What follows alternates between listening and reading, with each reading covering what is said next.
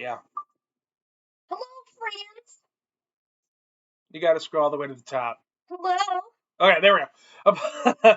Apologies for not podcasting or not posting a podcast last week. A lot's been going on. Hurt my ankle. Had work appreciation week, and your favorite guest of all time, Kaiza and Andy, got married. Yay! Yay them. And although I know they'll last forever, eventually all good things come to an end. Kaiza and Andy will be like myself and Caitlin and our new friends Amy and Zach and last forever. But some things don't. Today's story is about the things that don't. Today we talk about secret plots, tall hats, and theater. Today we talk about the assassination. Do it. Of Pew, pew. Abraham No, Lincoln. the pew, pew. Pew, pew, Yeah, pew, there you go. pew, pew. Oh my god. Let's get into it. Let's just get into it. Okay. Thanks. Abraham Lincoln. He was born on February 12th, 1809. Not 1609. Mm-mm. No. He's not the vampire hunter or whatever. In Sinking Springs Farm, Kentucky. From parents Thomas Lincoln and Nancy Hanks, not related to Tom Hanks, but That we he know could be. That we know of. Abraham started from very humble roots. He was born into poverty and spent most of his childhood being raised as a frontierer. On the frontier. He was a frontierer. You don't get raised as the frontier. You He get le- raised on the frontier. He was also born in a log cabin. He was. He learned how to read at the age of 7. However, it is unknown if he learned how to write as well. As he got older, he worked the farm. Between farm chores, Lincoln was able to attend school for less than 12 months by the time he was 15. However, what's that like for you as a teacher? Yeah. How does that sit with you? Not very great. Okay. However, due to his childhood, he became an avid reader, and whenever he wanted to know or learn something, he would find a book and read it. Books he enjoyed was the Bible. Mm-hmm. The King James Bible. The King James Bible. Yeah, the King James Bible. Aesop's Fables. Aesop. Fables. John Bunyan's The Pilgrim's is it Pilgrims? The Pilgrim's Progress. Yes. Daniel Devoe's Robinson Crusoe's. And you are butchering it. Robinson Crusoe. I said that. You said Robinson Crusoe. And the autobiography of Benjamin Franklin. Good job. Despite being self-educated, Lincoln received multiple degrees in life, including an honorary doctorate of laws from Columbia University. As a teenager, Lincoln did chores and paid all the money he had earned outside of his chores to his father, which was customary back then until he was 21. It was around this time he became very adept with an axe. He was also an active wrestler and trained in the catch-as-catch-can style, also known as catch wrestling. Very vigorous. At 21, it's very vigorous to train in that. It makes you like a Chuck Norris wannabe. Of course, we're not going to get into Chuck Norris jokes, but if we were... No, never mind. At 21, he became his county's wrestling champion.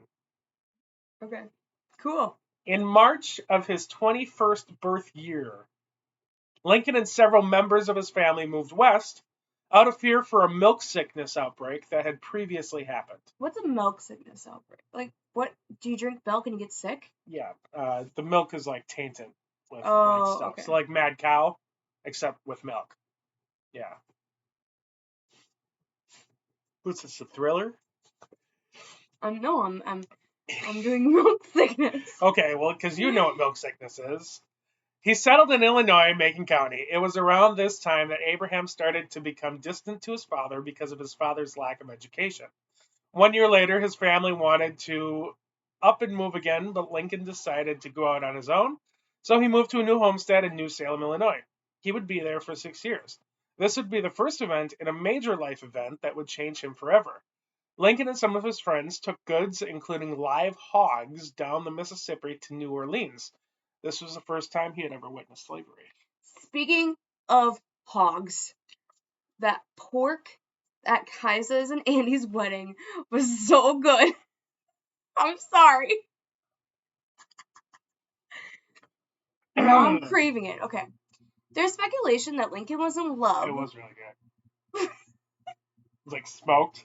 It's so good. Like barbecue smoked with wrapped in bacon. It was so good, dude. Can't have it, but it was amazing. No, technically I can have it. Okay, you can have it. Yeah. I had a bite and I didn't get It was sick. so good. There's speculation.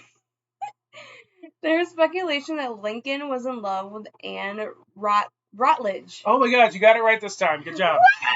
Wow! Whom he met when he moved to New Salem. People would often comment, though, at the lack of romance between the two. So why was there speculation that there's lack of romance? Keep reading and you'll find out. The reason it is speculated is because when Anne died, Lincoln would go to say he wouldn't bear to see rain fall on Anne's grave. Aww.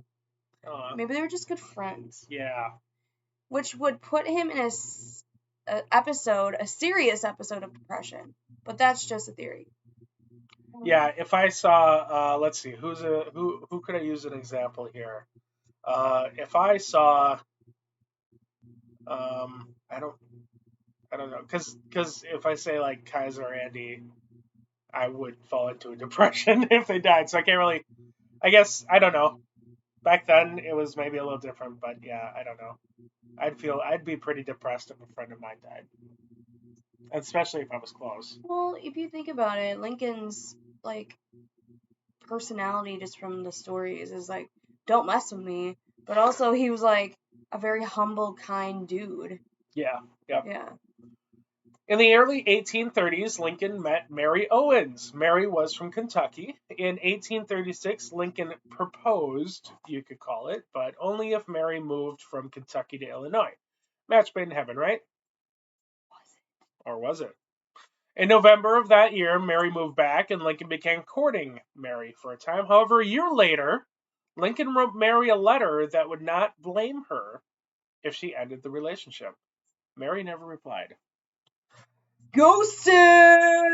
Ghosted. Lincoln would have to wait 2 years. How to Piss Off a Woman in the 1800s by Abraham Lincoln. In 1839, Lincoln met Mary in Springfield, Illinois, and the following year they got engaged. Aww. A wedding date was set for January 1st, 1841, but... Wait up to kick up the new year! But Lincoln got cold feet and canceled it. Lincoln and Mary reconciled, and a year later, November 4th, 1842, they were married. Oh my God, finally. While Lincoln was preparing for his nuptials, he was asked, "Where are you going?"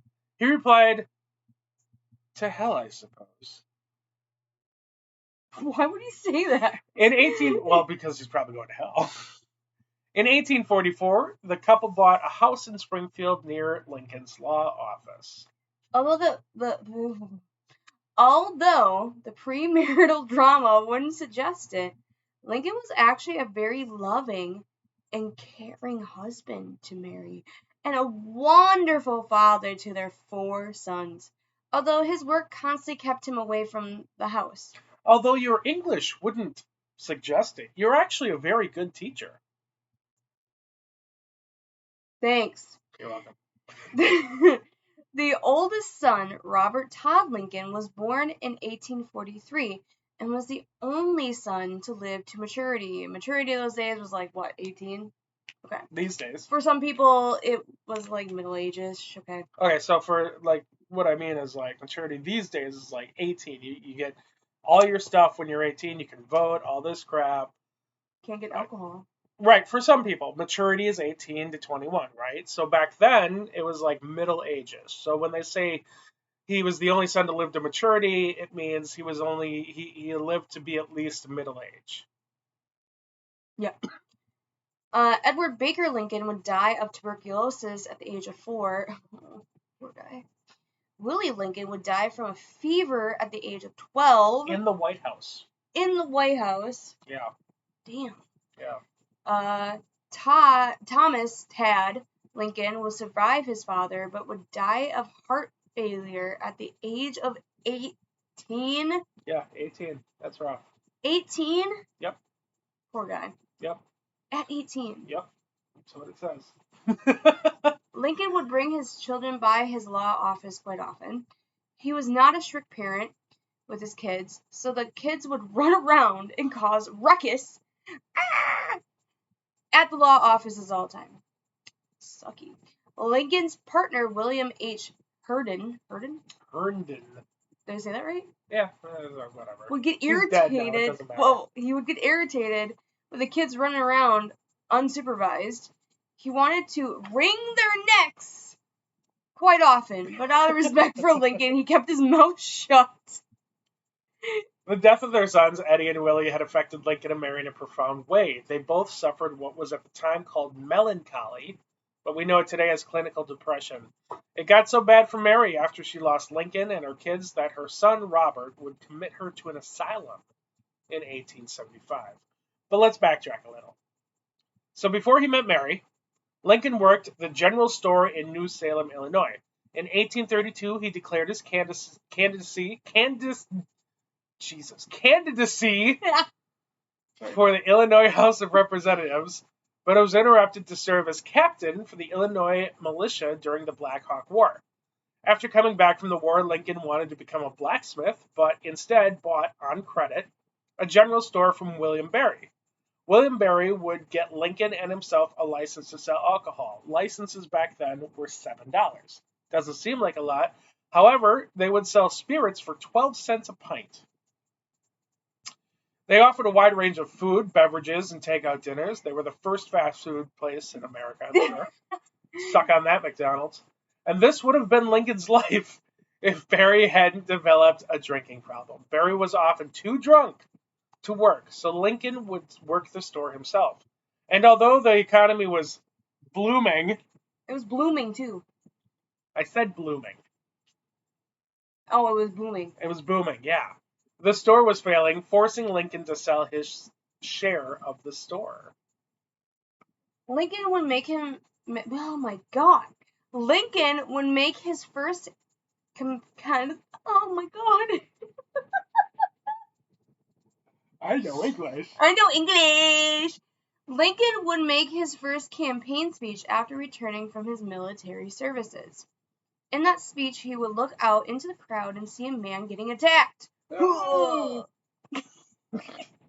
Well, he's not having that, is he? No. No, because if you get Lincoln mad, he knows wrestling. Yeah, that's right. He would grab the attacker by the neck and the seat of his trousers and toss him out. Way to go, Lincoln! I'm sure the crowd cheered loudly. Actions more than words, am I right? Yeah, totally. In Lincoln's campaign, he would advocate for navigational improvements on the Sangamon River. He was great at drawing crowds but lacked the formal education, powerful friends, and the money, and lost the election because of it. Damn. He finished 8 out of 13 in the campaign, where the top 4 were elected. However, in his home county, he got 277 out of the 300 of the votes. After his first campaign, Lincoln would serve as New Salem's postmaster and later as county surveyor, but would keep reading and eventually decide to become a lawyer. However, rather than studying in the offices, as were custom, you would study in an established lawyer's law office under like an internship. Instead, he decided that he wanted to borrow books and legal texts from attorneys John Todd Stewart and Thomas Drummond and purchase the books Blackstone's Commentaries and Chitty's Pleadings and study on his own. Lincoln was insane. Not like crazy, he was ambitious. Yeah. He had an ambition like you don't see that often. He wanted to do something. He was set out and he did it. He was born humble, no money in the family. He worked hard and saved money and is beginning to follow his dreams. But how far will those dreams take him? We all know how it ends. But he accomplished so much more than most people know about. We'll learn more about that next time in the podcast. On the podcast. Pew, pew, pew, pew, pew. Bye. Later.